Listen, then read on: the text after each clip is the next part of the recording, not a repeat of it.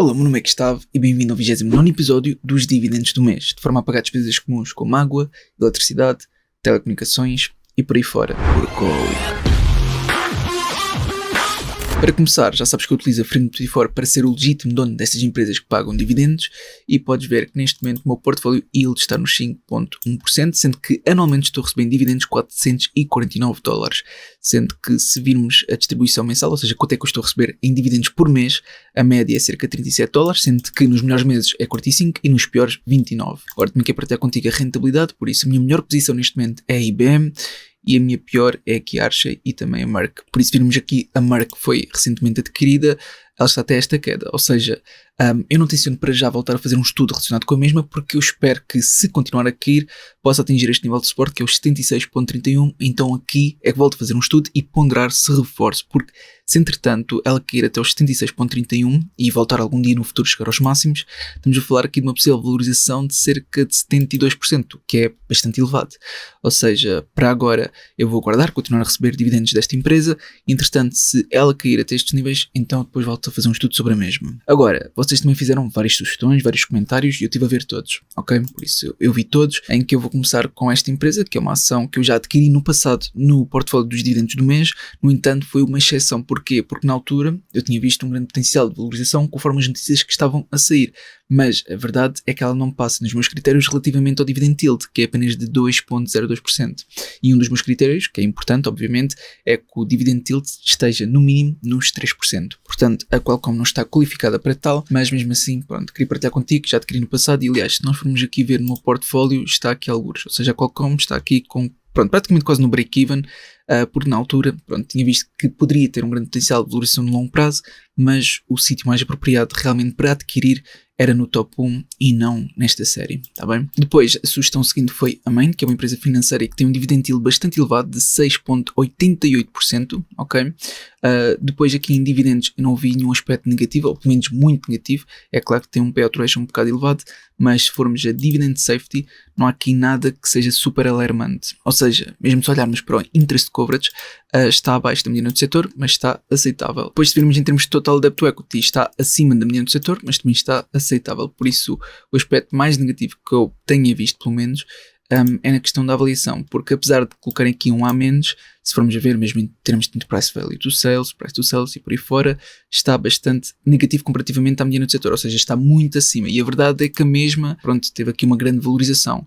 Aliás, agora eu acredito que esteja em máximos absolutos. Eu vou colocar aqui de mês para mês, só para ter uma noção global do gráfico, está bem? Por isso podemos ver que realmente sim, está agora a fazer novos máximos. Por isso vou colocar novamente dia para dia.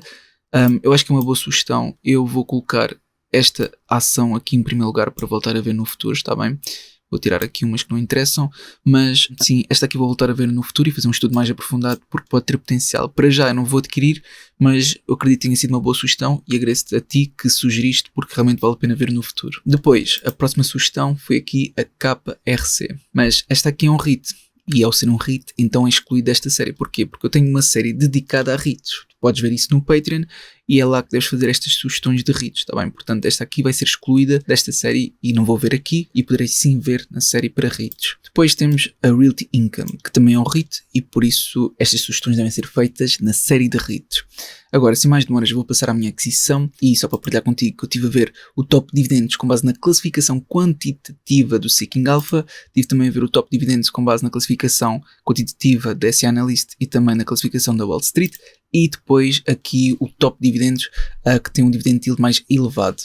Por isso eu vi isto tudo, mas realmente a empresa que dentro daquilo que estive a ver vi maior potencial para o meu perfil de investidor e objetivos, e atenção que isto não é aconselhamento financeiro nem recomendação de investimento, mas eu encontrei neste ficheiro e também numa sugestão que vocês fizeram, mas já vou passar essa parte. Portanto, aqui neste ficheiro, se eu clicar, e atenção que isto está no Patreon, se eu clicar aqui ACP e colocar para ver esta tab, vai mostrar todas as empresas dentro do S&P 500 que têm um dividend yield superior a 3%, para passar nos meus critérios. Há aqui algumas exceções, mas maioritariamente estão aqui as empresas que eu procuro.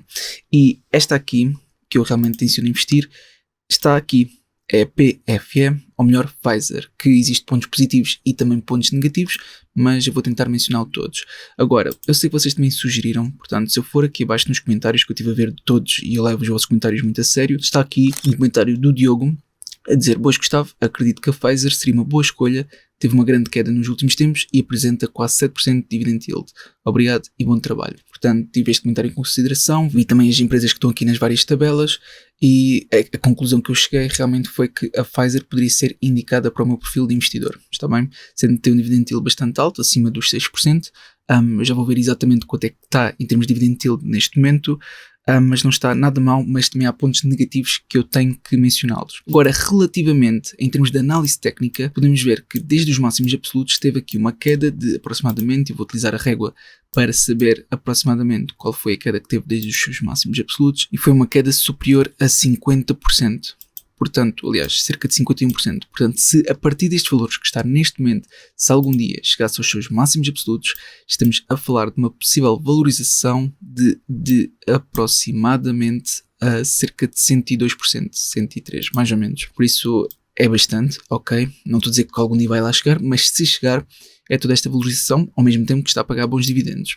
No entanto, agora está muito perto do nível de suporte, mas eu acredito que se cair abaixo deste nível de suporte, ou seja, o nível não for o suficiente para manter e ganhar o tal suporte até chegar ao SMMA, então pode chegar aos 19.05. Eu ainda não coloquei nenhum alerta de preço, mas vou colocar agora, caso chegue aos 19.05. Por isso, adicionar alerta de preço, avisar-me sempre que tocar uma vez na barra, por isso não só uma vez, mas várias vezes quando tocar na barra, e pronto, está feito. Agora, ainda não temos aqui um sinal do Super RSI a dizer que pode começar a subir a partir daqui, e temos vários sinais mistos do FTSE System, por isso é um pouco difícil prever se pode começar a subir ou descer a partir daqui. Deixa-me ver aqui então Simple Moving Average com base nos inputs de curto prazo e com base nos inputs de curto prazo parece que vai cruzar para queda, ou seja, parece que existe uma maior probabilidade de chegar a este nível de suporte novamente dos 24.18. Em termos de Exponential Moving Average, com inputs de médio prazo, parece que tende a continuar a cair para médio prazo e por isso existe maior probabilidade de se calhar romper este suporte dos 24.18 e descer abaixo, ok? Por isso eu vou adquirir agora, mas depois quando chegar aos 19.05 deverei voltar a fazer um estudo e ponderar voltar a reforçar ou não, tá bem? Mas só que agora, em princípio, deverei adquirir, aliás, reforçar, porque eu acho que já adquiri no passado e está aqui, deixa-me lá ver, Pfizer PFE, exatamente, está aqui, estou com um prejuízo de cerca de 6.48%, tenho 8 ações, ou seja, uma quantidade próxima dos 200, ou seja, só adquiri uma vez neste portfólio e agora vai ser um reforço. Ok, assim sendo, o relato dos ganhos vai ser dia 6 de maio, ainda não está confirmado, está bem? E aqui no Seeking Alpha mostra que tem um dividend yield de 6.68%. Agora, o Seeking Alpha também tem uma nova funcionalidade, que é analisar com inteligência artificial, por isso se eu clicar aqui, mostra-me basicamente um resumo da Pfizer, está bem? Empresas concorrentes, em termos de avaliação e tudo mais. Mas aquilo que eu realmente estou interessado é relativamente à Earnings Call, que, pronto, quando existe o relato, especialmente anual, existe aqui algumas informações que são divulgadas que interessam, por isso check it out, ou seja, vou verificar agora. Agora também tem uma ferramenta com inteligência artificial para interpretar o que é dito neste diálogo e realmente vale a pena dar aqui um olho, ok? Para ver o que é previsível acontecer em 2025, 2026, etc. Ou seja, algumas das projeções. Neste caso, eles parece que apenas falaram de oportunidades de crescimento e também algumas metas que eles querem alcançar, ok? Mas exato, depois pesquisa para desenvolvimento, investimentos, riscos, comparações e aqui um resumo final. Basicamente, quer aumentar o seu investimento estratégico em vacinas não Covid e aumentar também a sustentabilidade do seu crescimento relacionado com as atividades operacionais e também inovação. Aqui a grande questão e realmente o meu receio é relativamente às patentes, não é? Que acabam por expirar e pronto, dentro deste setor existe sempre um risco superior associado nessa medida. Mas relativamente à Pfizer até estou mais ou menos seguro e neste caso é mais para dividendos do que possível valorização. Mas é claro que existe aqui potencial nos dois. Em termos de dividendos, já vamos passar à parte da segurança dos dividendos e também do seu crescimento, mas podemos ver que o dividend yield está nos 6.68%, o payout ratio de 54% aproximadamente e tem pago e crescido os seus dividendos há 14 anos consecutivos, a uma taxa de crescimento nos últimos 5 anos de 4.09%, o que não é nada mau. Aqui o ex-dividend date é dia 24 de janeiro, portanto já estamos em fevereiro, ou seja, já não vamos a tempo para receber o próximo pagamento de dividendos, que vai se realizar no dia 7 de março, mas eventualmente vamos ter o a seguir. Isto para quem adquirir esta empresa, está bem? Agora, relativamente à segurança dos dividendos, temos aqui vários pontos negativos, mas também temos vários pontos positivos. Ou seja, em termos de cash dividend payout ratio, se olharmos para o TTM GAP, então está muito acima da média do setor e acima dos 100%, o que é um aspecto negativo. Mas se olharmos para as normas não GAP, então não está assim tão mal comparativamente às normas GAP, mas de qualquer modo está muito acima da média do setor. Isto diria que é um dos aspectos mais negativos, mas vamos ver o interest coverage, até está aceitável, mas está abaixo da média do setor. Depois, em termos de total debt to equity, também está aceitável, mas está muito acima da média do setor. Ou seja, dentro deste setor é costume que o debt to equity esteja mais baixo, ok? Aqui diz cerca de 25%, que é um debt to equity muito inferior. Depois, em termos da taxa de crescimento para dividendos, de 3, 5 e 10 anos, utilizando o Compound Annual Growth Rate, podemos ver que realmente está, infelizmente, abaixo da média do setor, mas também não está muito longe, até maioritariamente está aceitável. Depois, conseguimos também ver aqui a classificação que o Dividend Stock Cash nos deu relativamente ao recebimento de dividendos, relativamente ao crescimento de dividendos e também ao crescimento dos earnings. Por isso, aqui eles destacaram como algo mais positivo é realmente o dividend yield, o compound annual growth rate para os earnings nos últimos 5 anos, e se formos ver aqui no crescimento de dividendos é realmente o dividend yield, a sustentabilidade dos dividendos e também relativamente aos earnings utilizando o compound annual growth rate, ok? Portanto, esses são os aspectos mais positivos, mas pode ver aqui a classificação. Isto aqui é em 10 também, portanto aqui é de 6 em 10, 5 em 10 e 3 em 10. Depois, utilizando a avaliação, podemos ver que maioritariamente comparativamente à mediana do setor está positivo, ou seja, utilizando o Enterprise Value to Sales, EBITDA e EBITDA também está abaixo da mediana do setor e também Price to Sales e Price to Book. Agora, isto não significa necessariamente algo positivo, porque também pode indicar que o mercado está disposto a pagar menos comparativamente à mediana do setor por obter estas ações, ok, desta empresa. Portanto, isto existe várias formas de interpretar, é por isso que eu utilizo várias fontes para tentar chegar a uma conclusão. Por isso, numa perspectiva geral, é algo positivo. Agora, relativamente ao crescimento, o que é que podemos ver? O crescimento dos rendimentos está mais ou menos de encontro à mediana do setor, o crescimento do EBIT e EBITDA estão acima da mediana do setor, e se formos mais abaixo, ok, relativamente ao crescimento do Return on Equity, está muito acima da mediana do setor, o que é um aspecto positivo na minha opinião.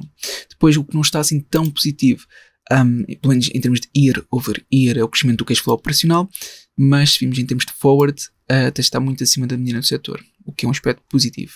Pronto, agora relativamente ao quão lucrativa é a empresa, podemos ver que realmente é uma empresa lucrativa, ou seja, a margem do resultado bruto está acima da mediana do setor, a margem da EBIT e a EBITDA também estão muito acima da mediana do setor, e principalmente a margem do resultado líquido, do qual na mediana do setor tem estado negativa, aqui na Pfizer até está positiva e não é por pouco, ou seja, há aqui uma grande diferença. Relativamente ao Return on Equity, Return on Capital e Return on Assets, que podemos ver aqui, podemos ver que estão todos acima da mediana do setor, o que é um aspecto positivo. Agora, utilizando outras fontes e passando aqui ao Group Focus, podemos ver que no overall dão aqui uma classificação de 83 em 100, sendo que para a saúde financeira numa classificação de 5 em 10, ou seja, uma classificação mais baixinha, e já vamos ver o porquê. Aqui o quão lucrativa é a empresa dão de 8 em 10, momento de 4 em 10, valor justo dão de 9 em 10, ou seja, acreditam que neste momento está subvalorizado por 10,44%, e relativamente ao crescimento, que é algo que me preocupava, dão aqui uma classificação de 7 em 10. Depois, utilizando outra fonte, e aqui vou começar pelo Discounted Cash Flow, Current Growth Rate nos últimos 5 anos, utilizando o Finbox,